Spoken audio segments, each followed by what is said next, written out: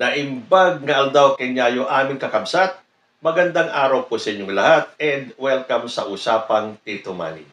Meron pong pinakabagong survey result na lumabas at ito ay galing sa Publicus Asia. Nailabas na rin po natin sa channel ko ang mga survey results ng SWS, Pulse Asia, Tangeray, Okta Research, pati na po yung mga lesser known survey firms. At kung nasusubaybayan niyo po yung mga surveys na yan, halos magkakapareho po yung mga pangalan na pumapasok sa top 12, pati po yung ranking nila. Pero, syempre, para maiba, iba po ang resulta ng Publicus Asia.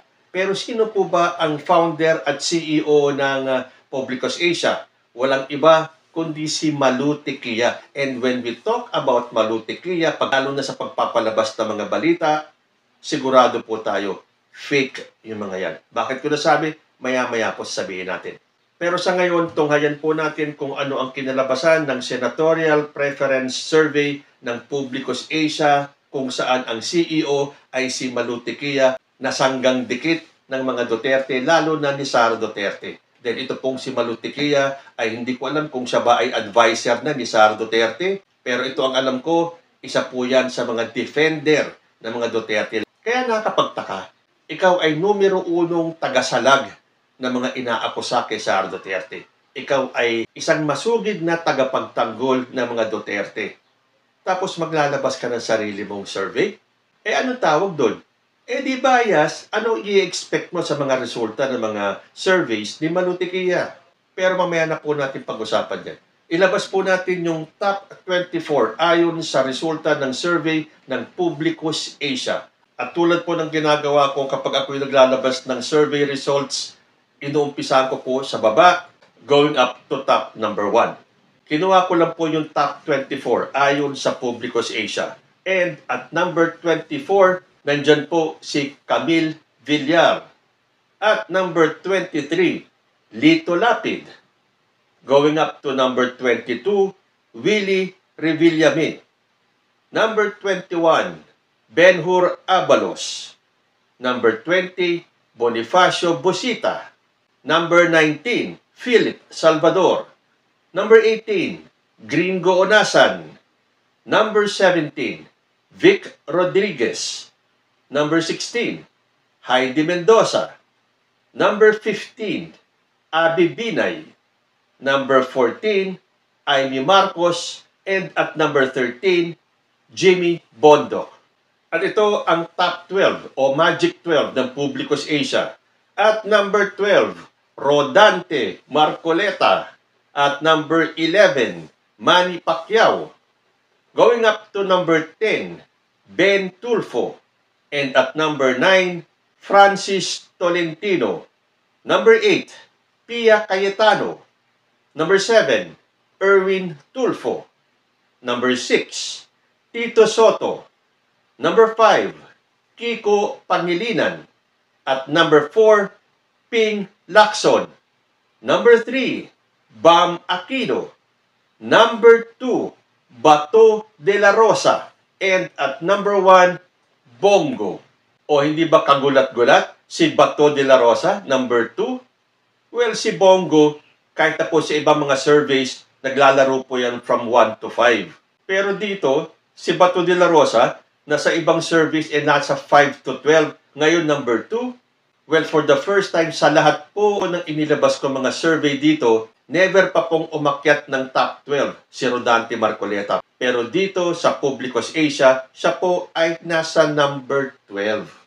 Tapos sa 13 to 24, si Jimmy Bondoc, number 13. Si Amy Marcos, number 14 lang. Well, ayoko naman kay Amy Marcos. Kaya lang, tataasan pa siya ni Jimmy Bondoc. O nahiya pa ang Publicus, sana pinasok nyo na rin sa top 12 si Vic Rodriguez, si Philip Salvador. Pero in fairness nasa number 22 lang si Willie Revillame. Samantala sa ibang survey, siya po ay nasa top 12 lagi. Pero mabuti yan na hindi nakapasok si Willie Revillame sa top 12. Tandaan po natin, ang atin pong iboboto sa darating na eleksyon, siguraduhin nyo na mga pro-impeachment yan. Dahil pagdating po sa impeachment trial ni Sara Duterte, kahit na ano pong matibay na ebidensya, mababaliwala po yan. Dahil dyan po sa Senado, numbers game po yan. Mas maraming makasara, siguradong acquitted itong si Sara Duterte. Ulitin ko, yung 1 to 12 ng Publicos Asia. Number 1, Bongo. Number 2, Bato de la Rosa. Number 3, Bam Aquino. Number 4, Ping Lacson. Number 5, Kiko Pangilinan. Number 6, Tito Soto. Number 7, Erwin Tulfo. Number 8, Pia Cayetano. Number 9, Francis Tolentino.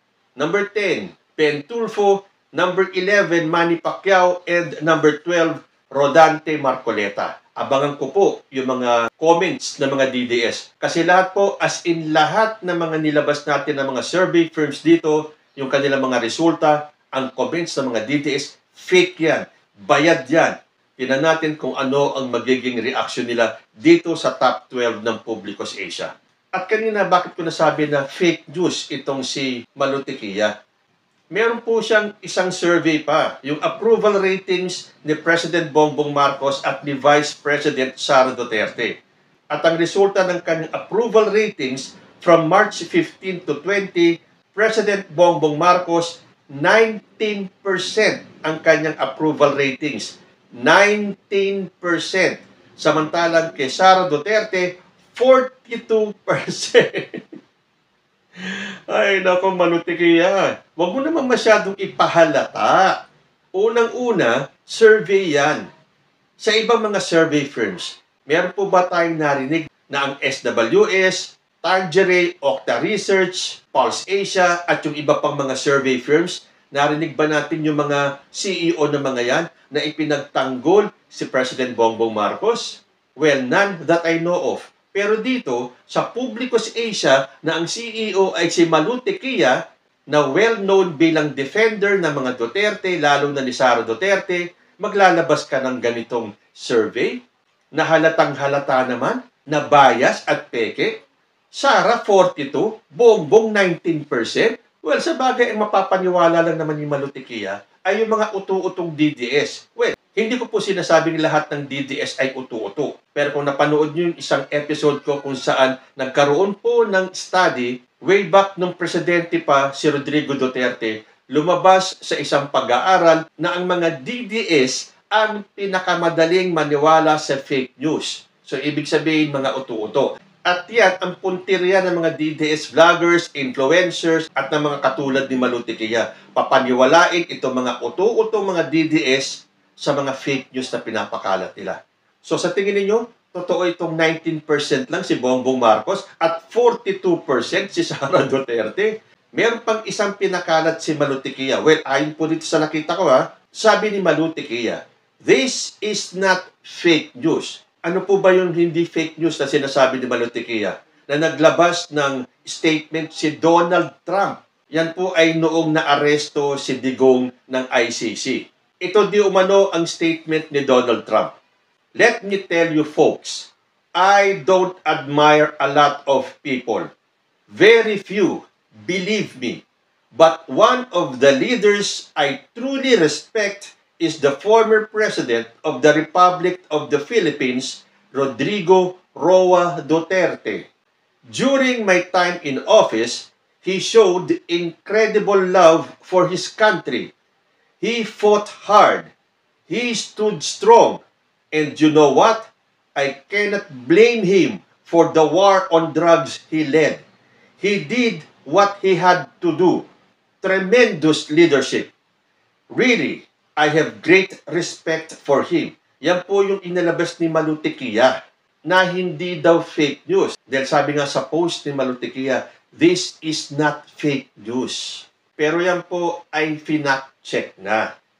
Ayon naman dito sa Verifiles, fact checks. Fox News quote card of Trump supporting Duterte is fake. Dahil ang naglabas daw ng balita na yon ay ang Fox News. Pero ayon po sa Verifiles, published March 14, 2025.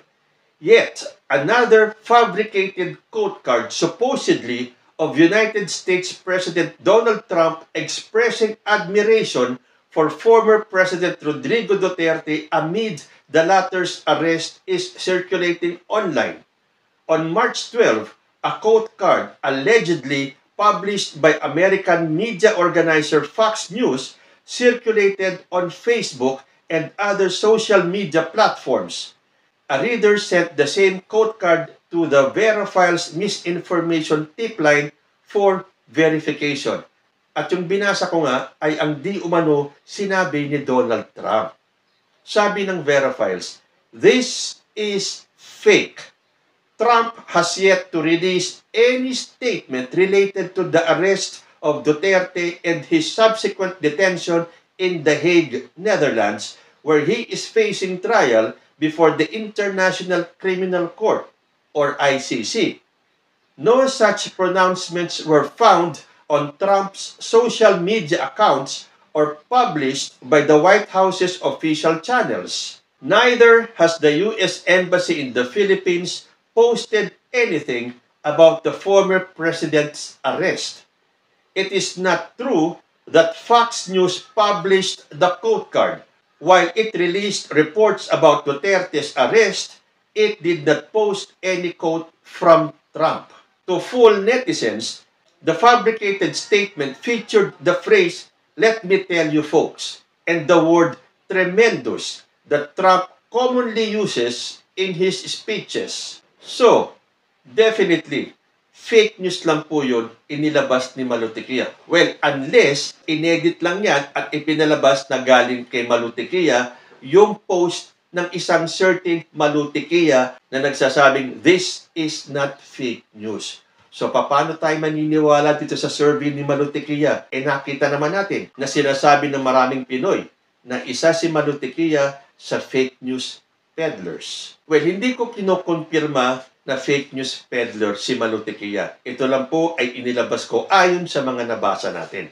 Nasa sa inyo pa rin ang paghuhusga kung itong si Malutiquilla ay nagsasabi ng totoo or isang ang fake news peddler. Pero sa approval rating na 19% si Bongbong Marcos at 42% si Sara Duterte, at ang paglabas ng isang code card di umano ni Donald Trump na di umano sinabi niya, hangang-hanga siya kay Digong, pero napatunayan naman na fake news. So anong tawag kay Malutiquilla? So ayan, to be fair po, kung nailabas ko yung resulta ng iba't ibang survey firms na wala ni isa mang CEO nila na openly pinagtatanggol si President Bongbong Marcos, nilabas ko rin po ang resulta ng Publicus Asia na ang may-ari CEO na si Malutiquilla na hayag-hayagan kung ipagtanggol si Sara Duterte, tapos maglalabas ka ng ganitong mga approval ratings ni Bongbong Marcos at ni Sara Duterte at itong kanilang resulta ng senatorial survey. Kayo na po ang humusga. Hanggang dito na lang po muna tayo hanggang sa susunod na mga issues. Diyos ti Agmina.